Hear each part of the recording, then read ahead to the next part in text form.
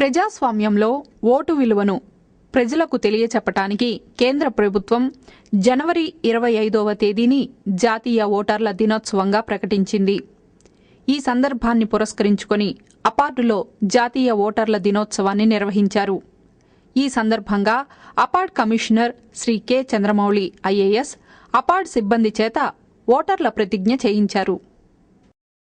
మన దేశ ప్రజాస్వామ్య సాంప్రదాయాలను స్వేచ్ఛాయుత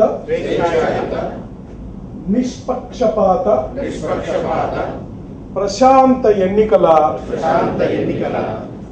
ప్రాభవాన్ని నిలబెడతామని మతం, జాతి, కులం, వర్గం, భాష లేదా ఎటువంటి ఒత్తిడులకు ప్రభావితం కాకుండా ప్రతి ఎన్నికల్లో నిర్భయంగా ఓటు చేస్తామని ఇందు మూలంగా ప్రతిజ్ఞ చేస్తున్నాము. జై హింద్. ఈ ప్రతిజ్ఞ వెనకాల నాకు తెలిసి ఇక్కడ ఉన్న వాళ్ళలో 50% కన్నా ఎక్కువ మంది ఓటు వేయడానికి వెళ్ళరు అనేది ఇప్పటికే కొంతమంది నవ్వుకుంటా ఉన్నారు. మీకే అర్థమై ఉంటుంది ఎన్నిసార్లు మీరు ఓటేశారు. ఓటు వెయ్యని పరిస్థితిలో ఒక పౌరుడు ఉన్నాడు అని అంటే అది ఏ ప్రభుత్వాన్నైతే మనం స్థాపించబోతున్నామో ఆ ప్రభుత్వంలో నాణ్యత తగ్గిపోవడానికి మనలాంటి వాళ్ళు ఓటు చెయ్యకపోవడం అతి ముఖ్యమైనటువంటి కారణం అని మనలో ప్రతి ఒక్కరూ గ్రహించాల్సినటువంటి అవసరం ఉంది. ఇది భారత్ నిర్మాణ్ వాలంటీర్లుగా మనం కాన్స్టిట్యూషన్లో 51A అధికరణ క్రింద ఓ పౌరునిగా తాము నిర్వహించవలసినటువంటి కర్తవ్యాన్ని గురించి చెప్పేటప్పుడు కూడా ఓటు హక్కును నిర్భయంగా ఎటువంటి లాలూచీకి లోను కాకుండా ప్రతిజ్ఞలో మతం, కులం, జాతి, వర్గం, భాష అనేటువంటి అంశాలు వచ్చాయి. కానీ ఈ రోజుల్లో మనకు మన దేశంలో జరుగుతున్నటువంటి తంతు ఎన్నికల సమయంలో చూస్తే ఈ 5 అంశాలే కాకుండా 6వ అంశం కూడా చాలా ఓటర్లని ప్రభావితం చేస్తూ ఉంది.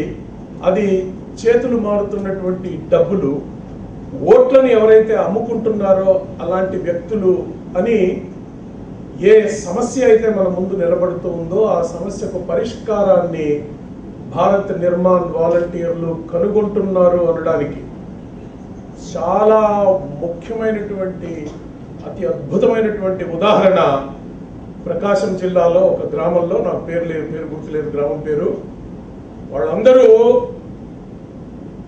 ₹1,00,00,000 ఇచ్చినా మా ఓటును మేము అమ్ముకోము అని ఎలక్షన్లు లేవు, ఏమీ లేవు, అయినా సరే ఓటు హక్కు వినియోగించుకోవడానికి ఓటు విలువను తెలిసినటువంటి వ్యక్తులుగా వాళ్ళు గ్రామంలో అన్ని వీధుల్లోనూ ప్రొసెషన్ తీసి స్కూల్ పిల్లలతో సహా ఒకటే నినాదం, ₹1,00,00,000 ఇచ్చినా మా ఓటు మేము అమ్ముకోము అంతే.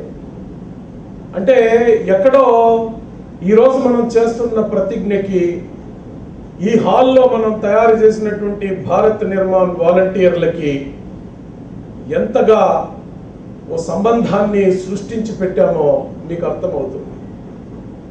ఆ వర్గాన్ని ఇంకా బాగా దేశ పునర్నిర్మాణానికి ఉపయోగించుకోవటానికి ఈరోజు కరీంనగర్ కలెక్టర్ గారు నాతో మాట్లాడుతూ వారి జిల్లాలో నిర్భయ కమిటీలని తాను ఏర్పాటు చేస్తూ ఉన్నారని, ఆవిడ ఆ నిర్భయ కమిటీలు అంటే ఢిల్లీలో ఏదైతే తత్వం జరిగిందో దానికి విరుద్ధంగా ప్రజల్లో ఒక విధమైనటువంటి చైతన్యాన్ని తీసుకురావడానికి ప్రతి గ్రామంలోనూ నిర్భయ కమిటీలని ఏర్పాటు చేస్తున్నాను. అందులో అందరూ భారత్ నిర్మాణ్ వాలంటీర్లు నేను వాడుకోనా సార్ అని అడిగారు. సలక్షణంగా వాడుకోమన్నా. వారు ఉన్నదే అందుకు. ఒకటి, ప్రజల్లో అవగాహన కల్పించడానికి. రెండు, గ్రామంలో ఎవరికి ఎటువంటి హాని కలగకుండా ఉండాలని. అందులో అతి ముఖ్యంగా ప్రత్యేకంగా గ్రామంలో ఉన్నటువంటి ఆడపిల్లలకి, మహిళలకి మంచి రక్షణ కల్పించేదానికి భారత్ నిర్మాణ్ వాలంటీర్లు ఈ పాటికే కంకణం కట్టుకొని ఉన్నారు. ఈ అంశాలని మనం శిక్షణ రూపంలో అందించడానికి ఈ నెల 31వ తారీఖున రాష్ట్రం మొత్తం మీద మన టీవీ ద్వారా శిక్షణా కార్యక్రమం కూడా ఏర్పాటు చేసుకున్నాం. అంటే అపాడ్లో ఆలోచనలు జనసామాన్యానికన్నా ముందే ఎంతగా వెళుతూ ఉంది.